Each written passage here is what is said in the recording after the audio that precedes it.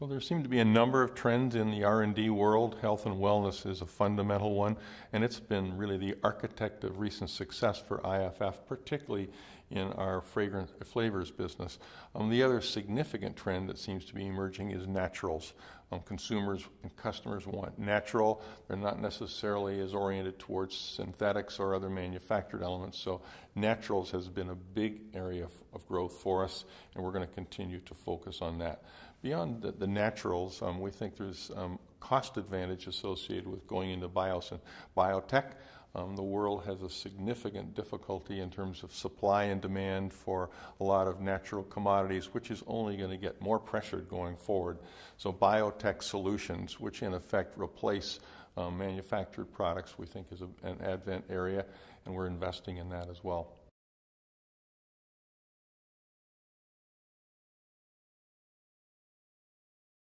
Well, the industry in which IFF competes is really very competitive. We have wonderful global competitors spread all around the world whom we respect highly, but we also have very rigorous customers. IFF deals with all of the large multinational food and beverage companies and fragrance companies all around the world. They're very demanding, so they've made the competitive environment very difficult, but by the same token, it brings out the very best in us and our people in order to deliver on their needs.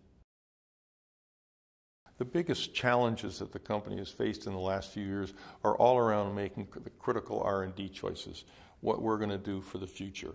We've been fortunate that IFF weathered the global financial crisis quite well based on the portfolio, so there weren't catastrophic issues we've had to deal with.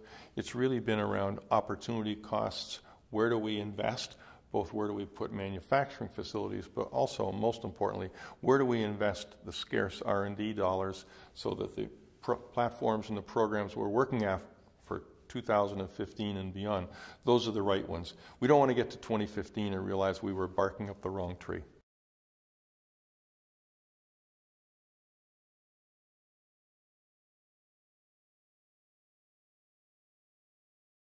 The recent environment has been extremely challenging with natural disasters, with the implications of credit disasters, the financial crisis of a couple of years ago, and it's forced a lot of companies to be more nimble. And the IFF Board of Directors and the management team have really responded in a number of ways to those challenges.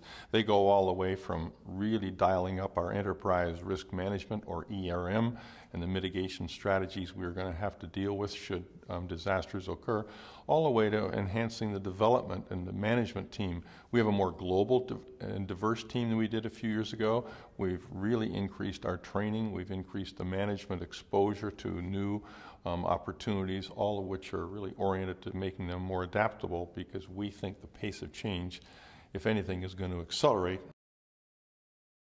Well, the concerns as the middle class grows, and as certainly emerging markets grow and emerging countries grow, is obviously stability. While we enjoy that in most of the development markets, IFF is placed in many markets around the world where that natural stability doesn't occur. Really, at a macro level, the IFF Board of Directors looks at that through its investments, through rankings, through changing the cost of capital. So as we go into some of the emerging markets, which have a political risk or a risk of instability, then we take into account that through our financial modeling. Above and beyond that, on a day-to-day basis, once we're in the market, we're challenging and looking at numbers from Nielsen and other companies which tell us how the growth is performing. And if there's a meaningful change, be it a slowdown or potentially an acceleration, we will moderate the investments that we're making in response to those trends.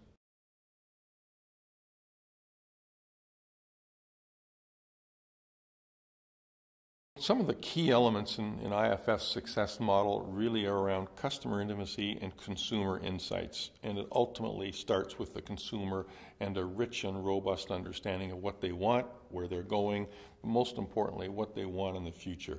So certainly for IFF, we do interviews with consumers all around the world to make sure we have a robust database and we don't extrapolate necessarily from any one country to what the world might be looking at. The foundation, certainly for a consumer-oriented company like IFF and our customers, the foundation has to be consumer insights. So the extent of the interview, the frequency of them, and the projections is really central. The key question to really is try to get ahead of the curve. 5 years ago, we would have seen health and wellness coming.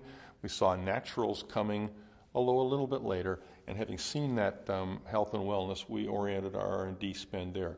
Now we're obviously spending time thinking what's the trend 5 years from now in order to reshape some of our R&D.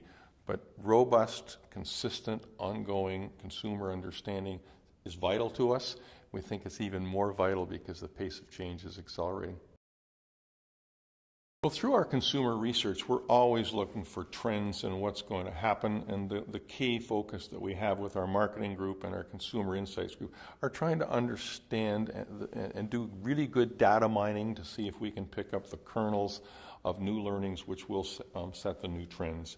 The key, obviously, in those areas is to try to find out if it's global or local, to understand whether it's a regional opportunity or a more compelling one. But that data mining is something we do not only internally, but now increasingly reaching out to companies who do this as their primary business to try to tie in what we have found and test the hypotheses with what the global research companies have found. It is fascinating. It forces companies, particularly like IFF, into great choices, because if you go down a path for a couple of years and realize it's the wrong path, there's a significant both opportunity cost and financial cost. So the importance of data mining, trend identification is extremely rich, but that's what makes this business an awful lot of fun.